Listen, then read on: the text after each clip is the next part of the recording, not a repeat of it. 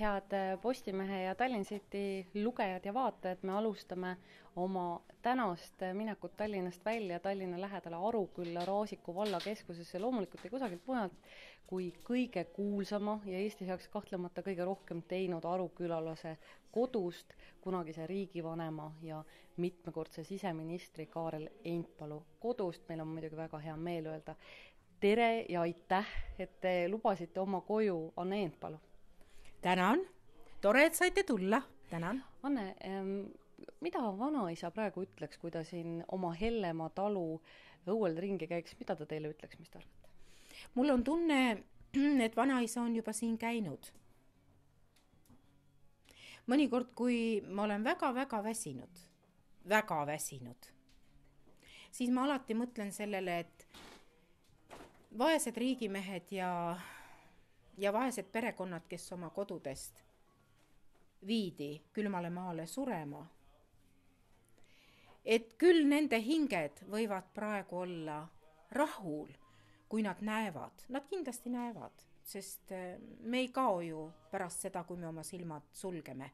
Ükskõik kas vägivaldselt või vabatahtlikult sulgeme ja siit ära läheme, et küll see võib olla hea tunne, kui sa näed, et sinu kodu ehitatakse üles. Ja mitte ainult kodu, vaid ka oma Eesti Vabariiki ehitatakse üles. Ei põgeneta siit, vaid ehitatakse üles oma kodud ja hoitakse neid ja kujundatakse Eesti Vabariiki. Nii et ma arvan, et vanaisa hing oleks küll päris rahul ja muidugi mitte ka ainult minu tegemiste peale, vaid mul on väga hea meel, et minu poeg ei ole mind reetnud, vaid muretseb sellepärast, et Eesti põllud oleksid haritud, mitte ainult oma Raasiku vallas, vaid kogu Eesti Vabariigis ja sõlmib sidemeid väga paljude teiste noortalunikega ja praegu nad tulid ringsõidult Lätist ja Leedust ja olid väga rahul ja õnnelikud, et elu on nendes kahes liiduvabariigis põllud korda teinud ja oma riike osatakse hoida. Anne, mis Hellemaa talu tänasel päeval on, kui palju siin on ruum peale selle, et teil on siin väike selline tore vanaisa muuseum, kuhu ilmselt paljud meie vaatajad ei ole veel jõudnud, aga kindlasti võite siia tulla. Ma usun, et proua Anne kenasti näitab ja räägib teile nii riigivanemast kui ka Eesti Vabariigi aegsest elust ja olust ja kõigest sellest, mis eelnes sellele, mis järgnes sellele, aga mis Hellemaal täna on? Hellemaal on praegu haritud põllud, võimas põllumajandustehnika, tubli noor põllumajandustegija Ivo ja muidugi mina olen nagu emand, kes vaatab, et kõik oleks ümber korraldatud ja sees puhas ja korras ja hoolitsen lastelaste eest ja oma emakese eest, kes nüüd on kõrges eas ja kes oli 18 aastat Siberis metsatööl ja kellel on nüüd õnn olla üles ehitatud oma kodutalus, kus ta küüditati. Anne, teie olete, mulle tundub, üks tõeline Eesti patrioot ja ma tahaks seda küsida, et kui palju teie arvates on jäänud sellist patriotismi Eestis, et kui me igapäevaselt lehed lahti teeme, siis tundub nagu, et ega eriti palju seda isamaa armastust ja isamaale pühendumist enam järele ei ole. Või tundub see ainult pealkirju vaadates nii? No ma arvan, et inimese sisse ei näe meist mitte keegi. Teiseks, meie meedia on teinud karuteene ja alandanud väga paljusid inimesi, kes kogu hingest on tahtnud noori kujundada ja kasvatada isamaalises vaimus, kes on natuke võib-olla igapäevasest rohkem rääkinud kodude ülesehitamisest ja hoidmisest. Ma usun, et siin on suur kivi meie oma ajakirjanduse kapsaaeda, aga mõned kivid on väga väärtuslikud, mida põllult on ära tassitud ja on väga palju siiski inimesi, kes ei ole lootust kaotanud, ei ole põgenenud teistesse vabariikidesse ega teistesse riikidesse.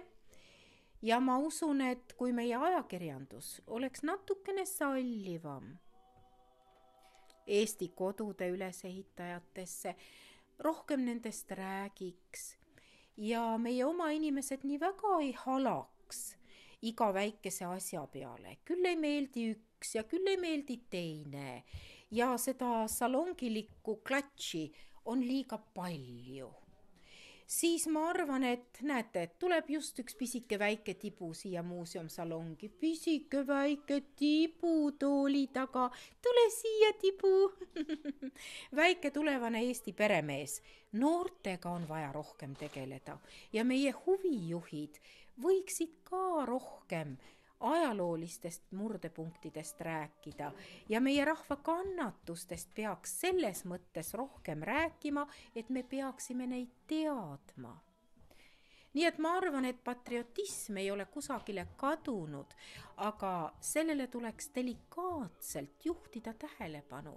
See on nagu armastus üldse. Me ei räägi ju iga päev oma kodustele ja sõpradele, kallis, ma armastan sind. See ei oleks aus, aga tundehetkedel me teeme ju ühe teisele pai, mina ka oma emakesele pai, tahaksin oma pojakeselegi rohkem pai teha, aga temal on nüüd oma abikaasa, kes teeb talle pai. Nii et selle armastuse ja patriotismiga peab olema väga delikaatne, aga ta ei ole kuhugi kadunud. Väga paljud on ju läinud tööotsinguil teistesse riikidesse, nad ei unusta mitte kunagi oma Eesti Vabariiki ja kui meie eluolu läheks natuke paremaks, et ka siin oleksid palgad suuremad, siis nad tulevad ju jälle tagasi. Armastust ei saa mõõta mõõdulindiga.